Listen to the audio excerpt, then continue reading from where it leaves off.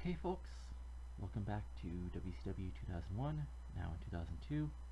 Let's get going with the first Nitro of the new year in 2002, the day after Starrcade in lovely Raleigh, North Carolina, in the Dorton Arena.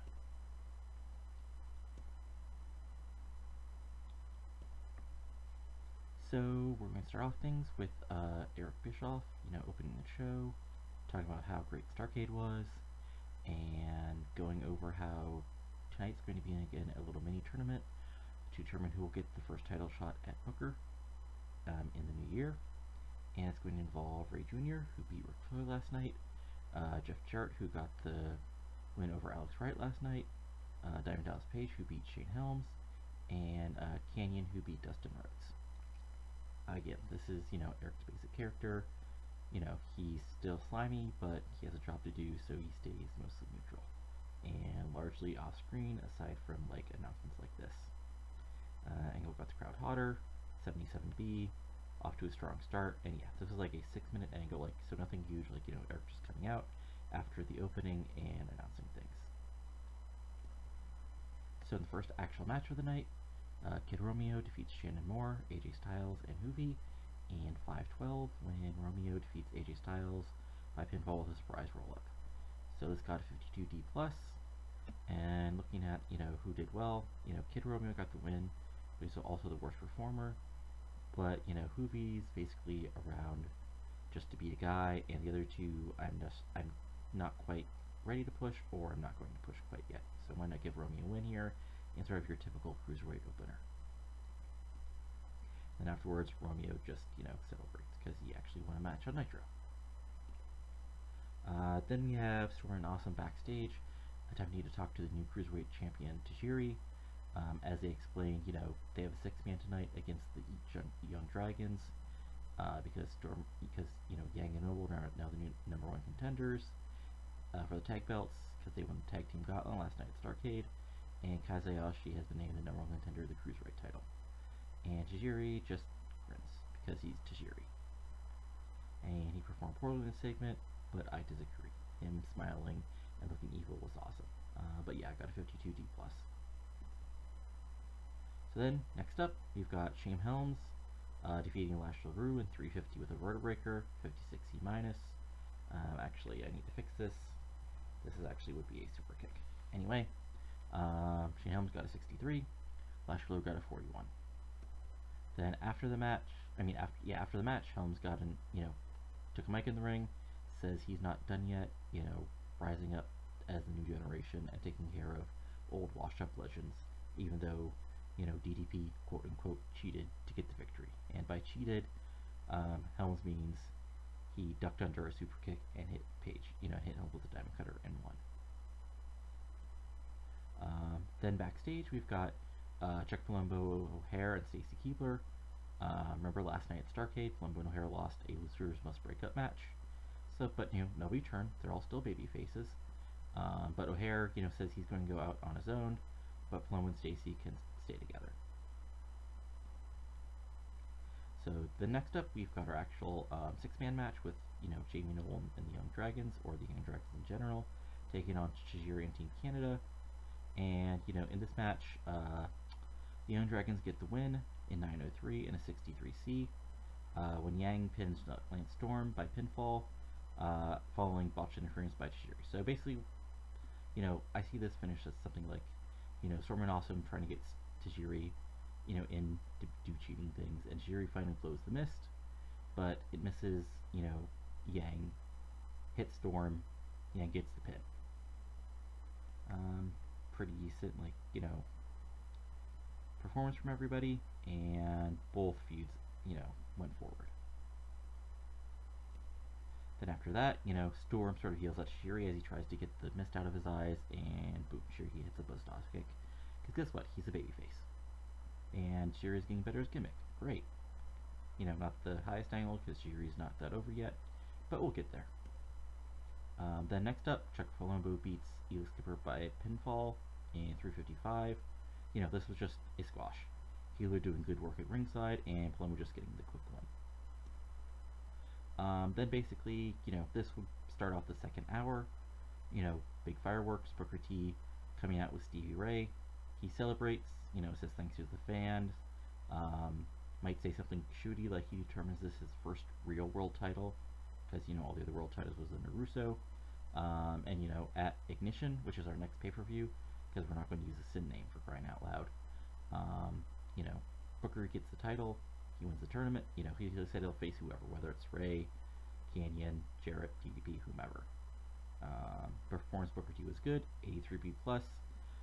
Good solid, 8-minute segment, letting Booker get over, continued as the top babyface. Then, after that, we have an angle backstage, which interacts Stacia backstage with their manager, Dawn Marie, basically, laughing about Palumbo and her having to break up, and how they're going to the top of the tag division sooner than later. Basically, they didn't have anything to do on the show, so I just wanted to give them something to do, and, 61C. Then we have the Horsemen backstage, so, Flair, or Horsemen in this universe are Flair, Douglas, Jarrett, Canyon, along with Joni Lauer, and they basically say backstage, Flair's doing woo things. He tells Jarrett to get revenge on that little pipsqueak Ray Jr., tells Canyon to take out DDP, and then next week it'll be a all Horsemen final, and then whoever wins will take the belt back and bring it in, under and make it Horsemen property again. Joni Lauer's getting better as gimmick. Canyon came out as looking excellent, and 86B plus. So then, and this is sort of like an angle to set up a later angle. So basically, this is a quick segment, basically backstage at the outside of the building. We see Booker T, Stevie Ray, Chuck Palumbo, Dustin Rhodes, Fit Finlay, Jason Jett, Sean Hare, and Conan. All three of these, plus Conan, heading them out.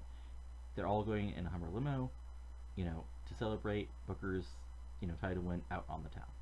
And since there's a whole bunch of over people, and it was a, 4-minute segment, it got an 89A. Then in the actual, first sort of semi-final match of the mini tournament, Ray Jr. defeats Jeff Jarrett in 9-12 with the Springboard Hurricanrana, 75B minus. Match was probably capped because it was, a TV match basically. But, good solid match. Jarrett gets a 76, Ray gets a 74. Jarrett wasn't happy about dropping, so I kept him strong. So probably, Ray Jr. gets a clean win, but, he still doesn't look like, a total goof. So, then we have the Filthy Animals celebrate, including the U.S. champion Billy Kidman and Torrey, and Conan comes back out to celebrate. Then Horsemen come down, we have some argument and shoving. So Bischoff comes out, says he doesn't want the main event ruined. So, he throws everybody but Canyon, who's actually in the match, out. And they get a 76B minus.